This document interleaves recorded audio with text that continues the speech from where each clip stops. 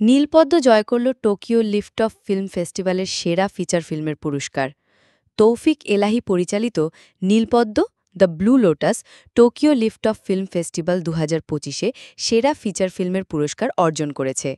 Impress Telefilm প্রযোজিত এ চলচ্চিত্রে মুখ্য ভূমিকায় অভিনয় করেছেন রুনা খান। পুরস্কার গ্রহণের পর চ্যানেল আই অনলাইনকে তৌফিক ইলাহি বলেন, নীলপদ্ম টোকিও লিফট অফ ফেস্টিভ্যালে নির্বাচিত হওয়ার পর থেকেই জুরি প্যানেল বিভিন্ন দিক থেকে চলচ্চিত্রটি মূল্যায়ন করছিলেন। তিনি নিয়মিত ইমেলে আপডেট পাচ্ছিলেন, তবে এত চলচ্চিত্রের মধ্যে সেরা হওয়ার আশা করেননি। উচ্ছ্বসিত এলাহি জানান, এটি একটি গবেষণা ভিত্তিক চলচ্চিত্র। এই পুরস্কার শুধু আমার নয়, এই কৃতিত্ব গোটা টিমের, বিশেষ করে আমাদের স্ট্রিমিং পার্টনার আইস্ক্রিনেরও, বলেন তিনি। চলচ্চিত্রটিতে রুনা খান ও রাশেদ মামুন অপু ছাড়াও অভিনয় করেছেন রোকেয়া প্রাচী, সুজাত শিমুল, শাহেদ আলী ও এ কে আজাদ সেতু। নীলপদ্ম সিনেমার কাহিনী সংক্ষেপ।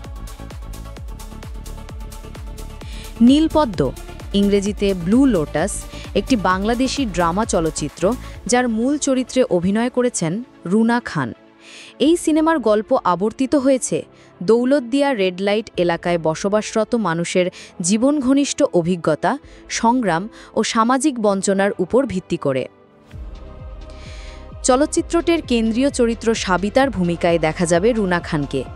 সাবিতা একজন যৌনকর্মী, যিনি সমাজের মূল ধারার বাইরে একটি কঠিন বাস্তবতার মধ্যে দিন কাটান।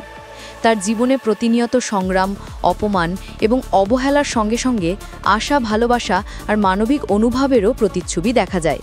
পরিচালক তৌফিক এলাহি প্রায় ২ বছর ধরে দৌলতদিয়ার বাস্তব জীবন, চরিত্র, সামাজিক কলঙ্ক এবং অধিকার নিয়ে গবেষণা করেছেন, যাতে করে সিনেমায় বাস্তবতার নিখুঁত প্রতিফলন ঘটানো যায়। অভিনেত্রী রুনা খান নিজেও দৌলতদিয়া এলাকায় সময় কাটিয়েছেন, সেখানকার নারীদের সঙ্গে মিশেছেন এবং তাদের জীবন ঘনিষ্ঠ অভিজ্ঞতা কাছ থেকে জেনেছেন।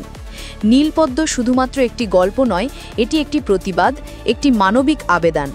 এখানে জীবনের কঠিন দিকগুলো যেমন তুলে ধরা হয়েছে, তেমনি প্রকৃতি, সমাজ এবং মানবিক সম্পর্কের দর্শনও অন্বেষণ করা হয়েছে। চলচ্চিত্রটি দর্শকদের মনে প্রশ্ন তোলে, আমরা কিভাবে এইসব অদৃশ্য মানুষদের দেখি আর তাদের প্রতি আমাদের দৃষ্টিভঙ্গি কেমন হওয়া উচিত।